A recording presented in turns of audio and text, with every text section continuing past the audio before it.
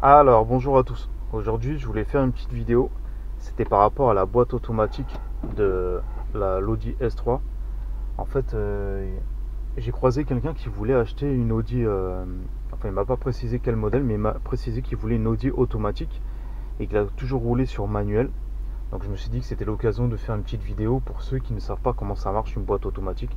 Parce que c'est vrai que quand tu as roulé pendant des années en boîte manuelle et que tu passes dans une automatique, bah, il y a quelques changements. Donc en fait, comme vous pouvez voir, il y a, en fait, vous appuyez, il y a un bouton qui est là, et quand vous appuyez, c'est pour passer en fait le pommeau. Donc là, vous avez P pour parking, en fait. Quand vous arrêtez la voiture, vous mettez en parking. Après, c'est pas pour ça qu'il faut pas ne pas mettre le frein de parking, ok. Vous voyez, vous l'activez. Mais disons que si vous vous arrêtez 2 secondes, bah, vous pouvez le mettre sur le P. Et ça fait parking quand vous arrêtez la voiture. Après, pour faire la marche arrière, c'est sur R. Donc là, vous avez la marche arrière qui se détecte, ok.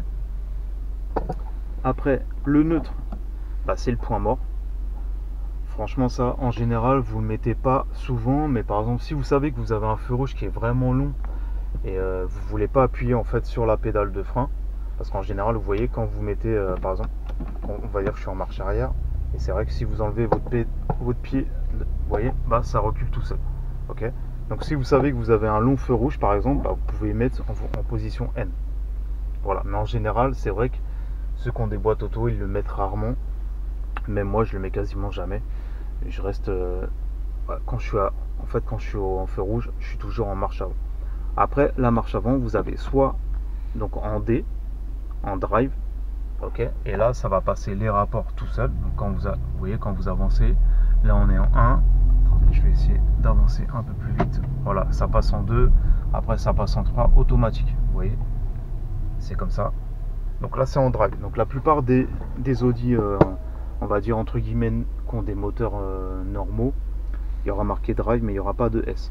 Après si vous rappuyez une fois, là ça se met en mode sport. Vous voyez S1. Donc là ça va passer les vitesses automatiques aussi, mais ça sera en mode sport. Après il faut savoir qu'il y a plusieurs modes aussi.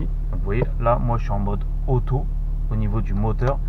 Et si vous mettez en mode dynamique, ça sera encore plus sport que sport. Donc faites bien attention parce que quand vous mettez en mode sport, vous pouvez choisir aussi le mode que vous voulez pour conduire.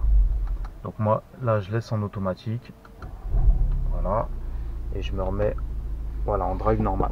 Après vous pouvez aussi vous mettre en drive et mettre en séquentiel. Donc là vous voyez, vous avez juste à appuyer et mettre sur la droite.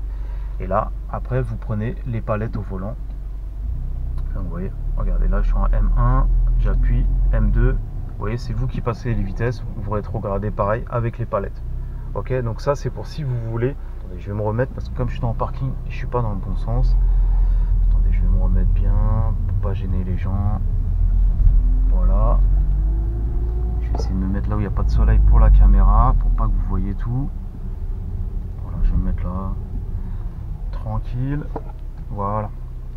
Voilà, donc après, ça c'est une question de... Si vous voulez que ça soit juste automatique, vous mettez automatique. Si vous mettez séquentiel, vous mettez séquentiel. Moi personnellement, je préfère automatique. Séquentiel, c'est bien quand vous voulez vous faire plaisir, par exemple sur des petites routes de campagne. Voilà, ça peut être amusant. Mais sinon, je trouve qu'en ville, ça sert pas à grand chose. Voilà. Attendez, là, je vais me mettre en parking pour vous parler. Comme ça, j'enlève mon pied du frein. Donc en fait, ce qu'il faut savoir, c'est que si vous passez du manuel à une automatique, après, c'est une question de goût. Moi personnellement, j'habite à Paris. Et pendant des années, j'ai roulé en boîte manuelle. J'ai eu quelques automatiques, c'était des Smart. Mais bon, après, les Smart, c'est obligatoire. Mais sinon, toutes mes voitures, même les voitures puissantes que j'ai eues avant, c'était que des manuels. J'ai jamais eu d'automatique. Là, c'est la première fois que j'ai une automatique. Et franchement, quand vous habitez dans une grande ville, bah, ça change la vie. Parce que ça vous... Voilà, vous passez plus les vitesses quand vous êtes dans les embouteillages. Passez la première, le point mort, la première, le point mort. Au bout d'un moment, bah, tu pètes un plomb. Donc là franchement je trouve que c'est vraiment 10 fois mieux. Après c'est une question de goût, mais je trouve que dans les grandes villes c'est pas mal.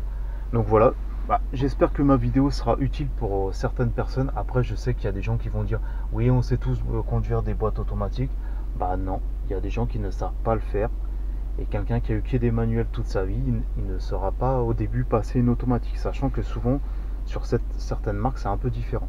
Voilà, donc j'espère que ma vidéo vous sera utile. Si vous avez des questions sur l'Audi S3 par exemple, n'hésitez pas, j'essaierai de vous répondre en vidéo. Là je vais faire une autre vidéo dans pas longtemps, c'est que je vais vous montrer en fait toutes les options de l'Audi S3, toutes les options qu'il peut y avoir dans la voiture. Comme ça je vous expliquerai toutes les options. Et voilà, je vous dis, si vous avez des questions, n'hésitez pas, et je vous dis à la prochaine pour une autre vidéo. Ciao.